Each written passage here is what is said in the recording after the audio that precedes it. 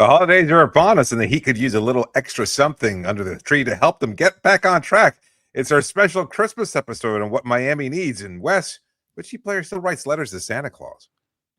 Oh, great question. Well, he's still a teenager, so it has to be Kasparas Jakučionis, which in Lithuania they call Santa Claus Senis Saltas. Fun fact.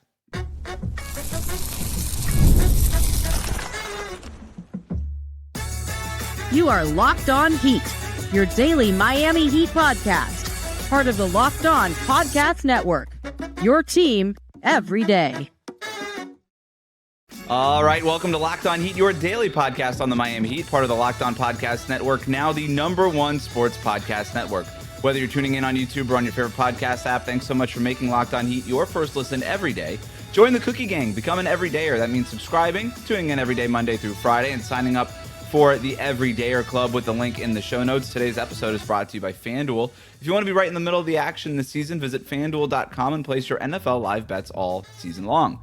I'm Wes Goldberg, host of Locked On NBA Daily and Real GM Radio. I'm here with David Ramil. Both of us are credentialed Heat media members who cover this team every day. We have a really fun show for you today, a Christmas-themed episode, including what Santa would do if he ran the Heat's front office. We'll talk about that and end the show with a look at tonight's game against the Raptors. But David, it's a holiday season. I figured we could just start right off the bat with a tried and true radio segment, our wish list at Christmas time for the Miami Heat. So we're going to format it one wish list item for the Heat, one wish list item for the league, and then one selfish wish list item, which is a little bit more broad, and I'm excited to see what you have. So I'm going to go right off the top here, David. My wish list item for the Miami Heat, on the heels of some of this skid here, is it too obvious just to wish that I can unwrap Giannis underneath my tree on Christmas Day? Is that just too predictable? But it seems like that is the whale of the gift for all Heat fans right now. That is, I think, the #1 wish list item amongst Heat fans. So it's not too predictable. I think it's makes a lot of sense. We talked about in recent episodes how this team can stretch moments together here, whether it's on offense or defense, but something is missing down the stretch where they need that closer. They need that go-to player that can take them home to a victory. Despite the fact that they were catching teams by surprise earlier in the season, that is no longer going to work. And so now it's just a matter of continuing to play your game as effectively as possible, but someone needs to be there to step up in the waning moments. They don't have that player on the roster, and so Giannis absolutely fit the bill. I'm trying to think of what it's similar to. Like when I was a kid, what was like the #1 thing? The thing that you think of is like when every little girl wants like the Barbie Dream House. That's like the thing. Like Game Giannis console. is the Barbie Dream House for Heat fans right now. Like I'm trying to, like, for me, it was like a Razor scooter growing up. Ooh. That was the #1 thing that like all the kids wanted on my block. Giannis is, maybe it's better to call him a Razor scooter than a Barbie Dream House, but that's what it is, right? I mean, he would fix a lot of what ails the Heat #1, but he would also bring a star. He would bring a guy to Miami that could get them to be playing on Christmas again, right? They provide that star power that this team has lacked, frankly, since Jimmy Butler was obviously able to provide it in doses, but it wasn't a regular season experience with Jimmy Butler. And I'm trying to, like, the last time they had somebody like that was LeBron, Dwayne Wade. I mean, Giannis is that good. So the idea of him in a Heat jersey, and I keep seeing these clips on social media about Giannis praising the Miami Heat organization and all these things. I do wonder if the Heat are closer to the top of Giannis's wish list than maybe we're giving it credit for, since everybody around the league keeps sort of penciling in the Knicks as the #1 destination. But, you know, we've talked about it recently. There's a lot of people around the league right now that think, you know what, if Giannis does ask for the trade and the Bucks do open it up, the Heat might have the best offer at this point. And if that's the case, maybe that is something that can get done. Maybe not by Christmas time, because that's a day or two, but maybe before the NBA trade deadline. What was your one Heat wish list item? You're muted. A little bit broader, I think, than the Giannis one. I just don't want Miami to be a playing team again. Like, that's it. I don't know how they'll get there. Avoid it at all costs. I don't want to go through another year of having them face who are the two most likely teams? Chicago, Atlanta again? Like it Right. feels like it should be these three teams every year. Miami, Chicago, Atlanta, We with should the just four call it the team Chicago, Miami, Atlanta. The Chicago, Miami, Atlanta play-in tournament memorial. And What I would don't it know. count if they didn't make the play-in or the playoffs? No, Okay. no, it's 6 seed or higher. It's Okay. 6 seed or higher. You know, I Right. just don't want them to be fighting for 7th or 8th against Chicago or Atlanta. It's too much. We've Mhm. seen this team too often. I was like, I want to be able to at least convince myself that there's a little bit more to this team than what we've seen. Yeah. And they're not going to be just a play-in tournament team yet again. One wish list item for the league. So this is just a league-wide anything. You could take this in any direction. Here's where I went with all these Giannis trade rumors, and the Knicks have been mentioned, the Heat have been mentioned, even the Atlanta Hawks have been mentioned. But then you've heard things like, well, the Thunder or the Spurs or the Rockets want to get into this. To me, that would be a nightmare scenario for the NBA if Giannis ended up on any Western Conference team, because then you would take the top 6 or 7 players in the league. They'd all be in the Western Conference. They'd all have these 10:30 p.m. Eastern time starts. I think that's a nightmare scenario for the NBA. So my wish list item for the league is either if Giannis doesn't get traded to Miami, I really don't want Giannis traded to the Western Conference, right? And that's more of a league-wide thing. Even though it might be technically better for the Heat to just avoid Giannis altogether, but at some point Jalen Johnson can't be the best player in the Eastern Conference. You know what I mean? Like this is getting ridiculous. Cade Cunningham can't be the best player in the Eastern Conference. Jalen Brunson can't be the best player in the Eastern Conference. So I want a legit MVP, caliber player, even though Brunson played like that the other night and is playing like that this season. But I don't want Giannis to the West, and maybe even better than that. Can I get another star, a big name star, traded to the Eastern Conference? No more stars traded to the West. I would like to see another star come East. And I would honestly even settle for Anthony Davis at this point. And I'm not saying I want the Heat to trade for Anthony Davis, I want to be clear. But just like if the Pistons or the Hawks or Toronto, like Anthony Davis would be kind of perfect because he's a big name who's past his prime, wouldn't threaten the Miami Heat, but at least it's another big name in the Eastern Conference. And I think that's important for balance and just for entertainment value. That's fair. I could see that being something that the league would want, and I totally get your perspective. Like I just feel like it skews so much more towards the Western Conference, and so they kind of even that out a little bit, get some more fanfare, a little bit more big name attraction to the Eastern Conference.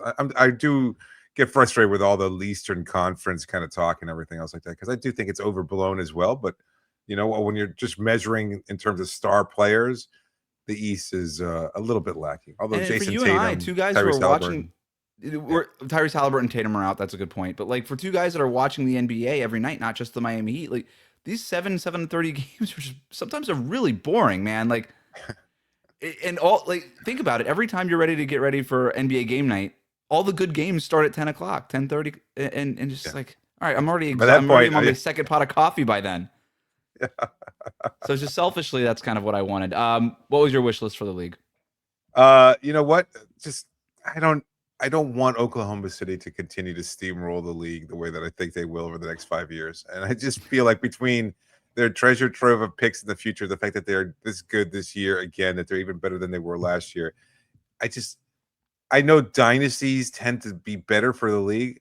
I just don't think that this particular dynasty would be better for the league. Am I crazy here in thinking Oklahoma City is almost like boringly dominant?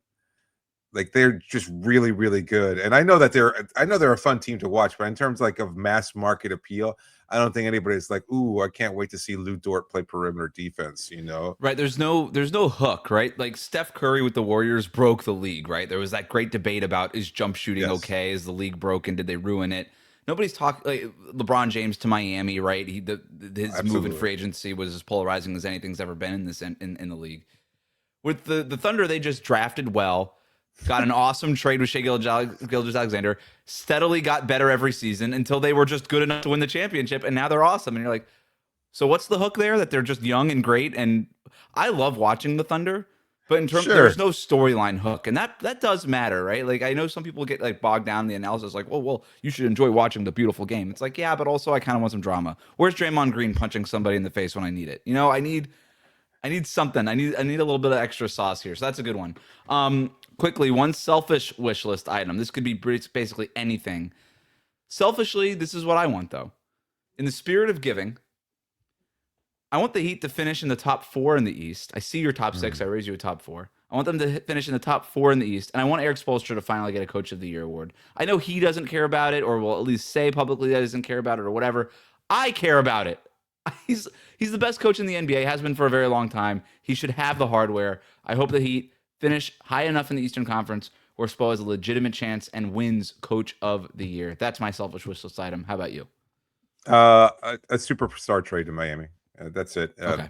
It stirs things up. You always get more attention. Just a different personality and a bigger personality. So just somebody who and not, again, selfishly, if that's what we're going through, somebody who's eloquent or has like a personality to him too, so that it just changes everything. Like, and that was to me, Jimmy was that. Like he had his own brand. He had his style. It was abrasive. It was funny. It was his sarcastic sense of humor, but it was awesome. It was an experience. Well, it was. The first few seasons were great. The last couple of seasons, not so much. But that's what I want from somebody in that kind of locker room. It's a great one. That's a great one. Now to the question on everybody's mind. What if Santa Claus ran the Heat's front office? We'll talk about that next. Today's episode is brought to you by FanDuel. NFL Sundays move fast, one big play, and suddenly everything feels different. And that's what makes live betting with FanDuel so exciting. You're not just watching the game, you're reacting to it in real time. With FanDuel, you can place bets as the action unfolds. Every drive, every momentum, every highlight moment. Live betting is best when the game starts to shift. A receiver gets hot, a defense tightens up, or the momentum flips after a turnover. FanDuel lets you jump into the moment because they've got live spreads and money lines adjusting instantly. The player props update as guys start to heat up throughout the game. And you can bet the next touchdown score. You can see drive results, totals, and more. It keeps you locked into every snap, every drive, and every possibility. So if you want to be right in the middle of the action this season, go visit FanDuel.com and place your NFL live bets all season long. FanDuel, the game moves fast, and so can you. We'll be right back. Thanks again for making Locked On Heat your first listen every day. And thank you for making Locked On the #1 sports podcast network. You already live your team every day. Now take it up a level and go ad-free. Join the Everydayer Club today and get Locked On Heat with no interruptions, members-only Discord access, and more, all for just $5 a month or $50 a year. Go to lockedonheat.supercast.com or check the link in the show notes to learn more. I want to paint a picture for you, David, here. It's Christmas Eve, December 24th. It's in the morning. And suddenly, coming down the Kaseya Center chimney is a man in a big red coat. It's Santa Claus. And he falls into a chair in the Miami Heat's front office. Pat Riley's there, Andy Ellisberg, Adam Simon, Eric Spoelstra. They're burning the midnight oil, even on Christmas Eve, trying to figure this thing out. And suddenly Santa arrives. What do they allow Santa Claus at that moment to run the front office, or do they say, you know what, big guy, might be time to get that body fat percentage down. Let's weigh you in. Have you run a couple of laps here? Yeah, I mean, I think they'd want to see what he can do. Like, what's his resume? He's good at delivering. At least that's something different than the Miami Heat front office. So no empty promises. What you ask for, if you earn it, it's in a way, Santa Claus is really Heat culture, right? Like, we're not for everybody. Right. Santa Claus is not for everybody. If you work hard and you're a good boy or girl, you get rewarded. It's very merit-based. Santa Claus is as Heat culture as it gets. Like, he should have a tattoo of like Bernie on him or something like that. Like, I would really not be surprised if Santa Claus was like a big Heat fan there. Because again, it's all about the ethics, the working hard aspect of it. He's already wearing red. We know he's not a Hawks fan. Red and black, yeah, absolutely. It feels like very already he's skewing towards Heat fandom. Yeah. Well said. So we've got 3 categories. that if Santa ran the front office, what's going to happen next? So we're going to talk about who gets Cole, who gets the big gift, and who is his Rudolph. So let's start with who gets Cole. David, I kind of qualified this as, all right, the guy that's getting Cole is the player that's getting benched or traded or just sort of in the doghouse right now. I think this one is fairly obvious, but what did you come up with? I got Terry Rozier. Like Santa Claus doesn't like that at all. Like that's just not his style, you know. Gambling Terry, I'm very disappointed. You know, that kind of thing. Like he's not happy with that. You know, what are the name of the guys that he was running with? Sugar or whatever, something like that. Like, That's right, Sugar and whatever, Big Lips or something. I don't know. I don't know about that, but yeah, that was that Santa definitely has them all on the naughty list, and they're gonna get traded one way or the other. You know, thank you for your service, but you're out of here or something like that. You know, we could really see that. So Terry Rozier, definitely somebody that Santa is not fond of. He's getting that's the obvious one. Terry Rozier, Counting Cole in his North Carolina home with Sugar and Big Lips and Dito and whoever else is over there. Who gets the big gift? This is the All-Star nod, the max extension, the award or reward of some kind. And I like the idea of looking at just the money part of this, right? And because there's a few players up for an extension, right? Norm Powell, Tyler Hero. But I didn't go with either of them. I went with Jaime Jaquez Jr., who's quietly up for a rookie scale or an extension off of his rookie scale contract this summer. And the way that he's played, there is no question he's going to get that extension. And very deserving of it, right? You think about guys who are very much on the nice list right now. It's Jaime Jaquez Jr., and it feels like he's going to get rewarded for it. Yeah, I like the pick. It feels about right. I think he has definitely earned it, and I don't think enough people are kind of talking about the fact that he's kind of this. It's not necessarily. It doesn't feel as juicy as other contract talks are tied to this league or to this team. So I understand why it's not necessarily generating a lot of buzz, but he's certainly deserving of any kind of extension because he's played so well this season, and I think he still has room for improvement. But I like how this year has been a bounce back season for him. To me, I've got Norm Powell as an all-star selection. I think he's done the work. I think Santa rewards him and says, you know what, even at this age, you're continuing to find ways to shine. He was Miami's best player. I think he still is, quite honestly.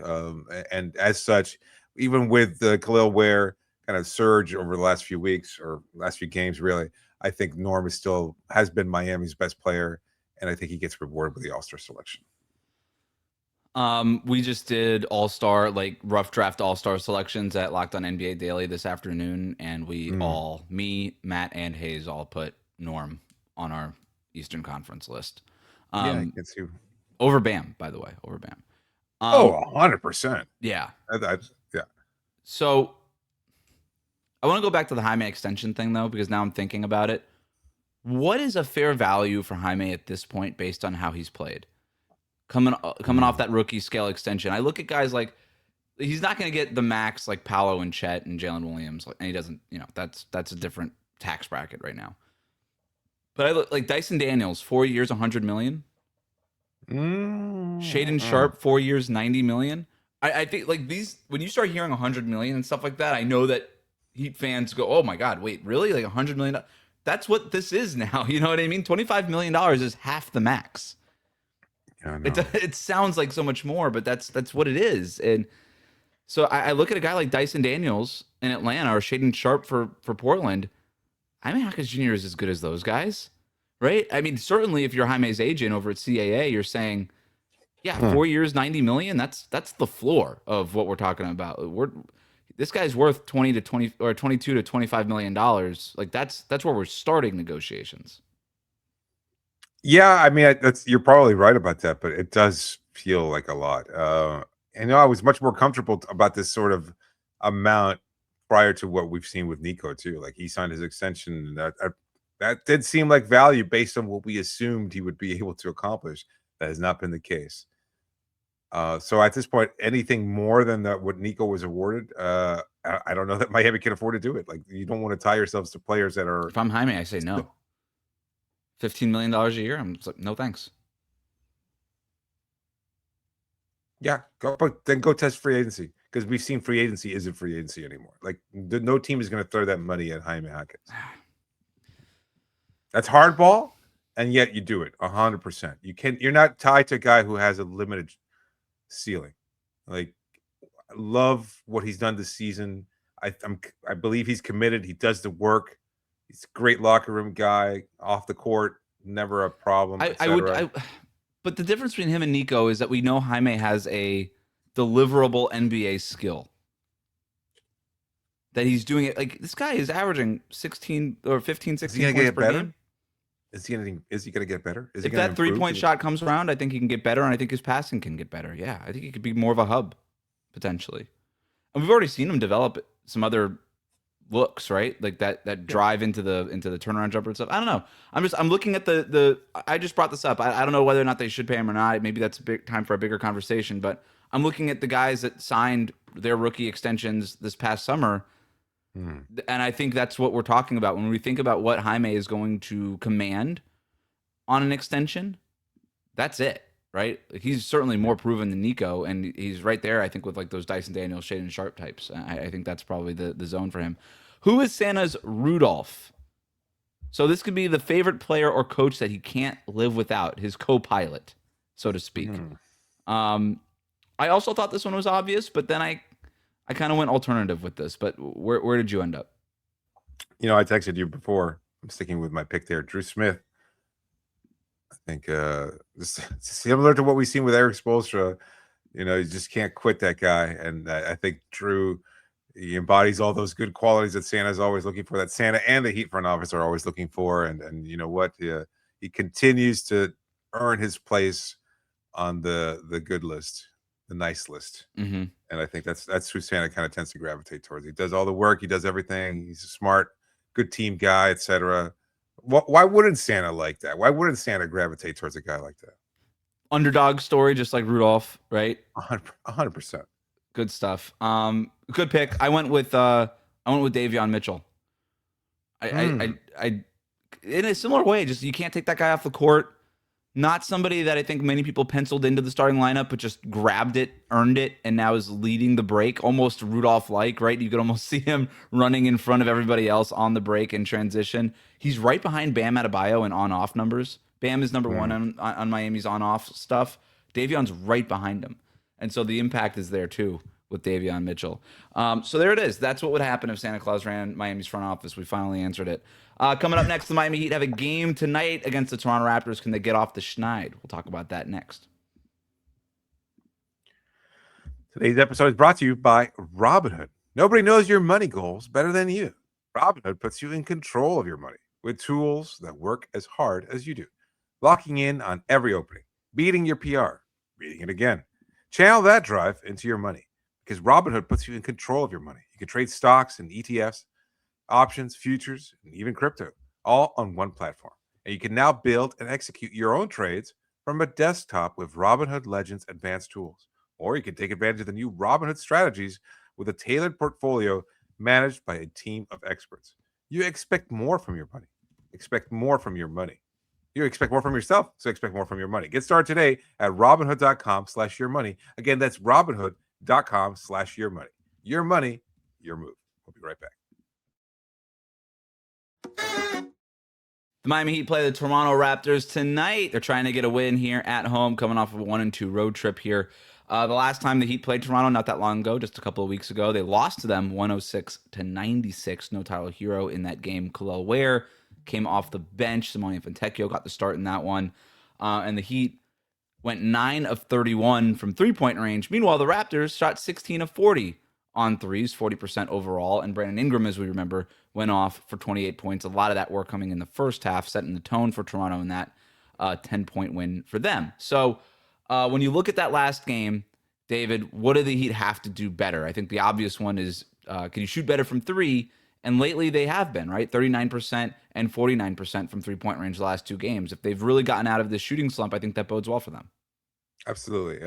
Just finding a way to turn them around and get those open looks and be able to knock those down with a little bit more accuracy than they did earlier against in the matchup against Toronto.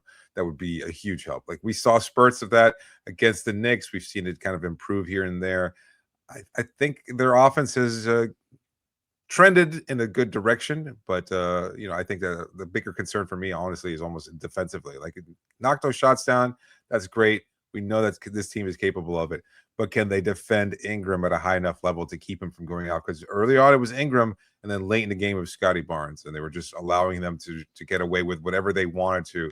At a point in time when I made this point after the game, Miami needed to have a greater sense of urgency, especially after losing in the tournament, the NBA Cup tournament, the way that they did. They have plenty of time off. You're at home. You have a statement game against the Toronto Raptors, and you lay an absolute egg out there. It was a bad game for Miami. So can they show a little bit more than what they showed in that matchup just a week ago? This is a test. This game is 100%. A test of this team's fortitude and all of it, right? You dropped the ball the first time you played these guys, to your point, David. You got to answer back now. You have to. You have to win this game. It's a must win. It's a must win. Fortunately, RJ Barrett will be out for them, so will Jakob Poeltl. The Heat will be without Tyler Hero. He's already been ruled out for this game. Nikola Jovic, Pelle Larsson have also been ruled out as well. Davion Mitchell, Norm Powell, Andrew Wiggins are all listed as available for this one. So, similar rotation as what we saw against the Knicks in the last game. I'm not as worried about Brandon Ingram because there's been a lot of empty calorie stuff with him this season. He did play well, obviously, the last time. Whatever. You know what? If Brandon Ingram goes off, I kind of am willing to live with it as long as it's not some sort of 40-point crazy game like Jalen Brunson had the other night. But, sure. With RJ Barrett being out, he's been really good for Toronto. That's helpful. I'm a little worried about Emmanuel quickly because he's got that. He's just got he's not a scrub, so I don't mean. But when you just think about the kind of player that just tends to go off against the Heat historically, it's guys like Quickly. Now, fortunately, we have Davion Mitchell and Drew Smith now to guard those kinds of players, and they do pretty well. The guy I'm worried about is Scotty Barnes. He took over down the stretch in that game, and the Heat don't have an obvious matchup guy for him. I guess it would be Wiggins, but if Wiggs is on Ingram, then I don't really know what it is. I also think the Heat switch up the starting lineup from the last time they played Toronto. I think they stick with Kel'el, Ware, and Bam in this starting group, and I think that'll be good if they do that. I think maybe they can establish some physicality on the boards at home. I think that would go a long way. Even without Poeltl out there, you'd still roll the bigger lineup, and I think that creates a mismatch for Miami. So who would start in his place? In Poeltl's place? Yes. Oh, I don't. Mamu Scavelli, whatever you say, Mamu. Yeah. And he can stretch the floor a little bit. He's good. He can. But that's okay. I like that matchup for Miami. I think clearly Kel'el is a better player there. So I don't think that Mamu is going to create such a disadvantage that it's going to skew anything in Toronto's favor. Right. I think Bam on Scotty Barnes is a good matchup. Wiggs on Ingram. Davion on Emmanuel Quickly. Former teammates, right, in Toronto. So on paper, it should be a game that Miami feels comfortable enough, but I would have said the same thing in that last matchup, and clearly that wasn't the case either. So let's see if Miami is prepared with a greater sense of urgency and then just a clear purpose here, because 1 and 2 in that road trip, not ideal. Now you want to get a little bit better, especially at home too. You want to be able to start getting those wins at home again, the way that you did earlier in the season. Beat these Canadians 2 days before Boxing Day. The hell is Boxing Day anyway? Who even said what? Gotta get the win. We will be back with our post-game recap of that game on Tuesday night, and that will be our last show for the week as David and I take the holiday break off for Thursday and Friday. But we'll see you back here on Tuesday night for the post-game show. Thanks for tuning in today to Locked On Heat. Make sure you subscribe and follow Locked On Heat so you get all the latest episodes. Find us on Twitter and Instagram at Locked On Heat. Did Locked On Heat make your Spotify Wrapped? Prove it on social media to secure a free month of our brand new Everydayer Club. Just tag our national Locked On Podcast Network account on any social platform and we'll drop you a code. Be one of the first to join the Everydayer Club to get your favorite show ad-free and exclusive access to the members-only Discord channel. For those of you on video, we send you to the first ever 24/7 national NBA YouTube channel. On audio, make sure you make your second listen Locked On NBA Daily.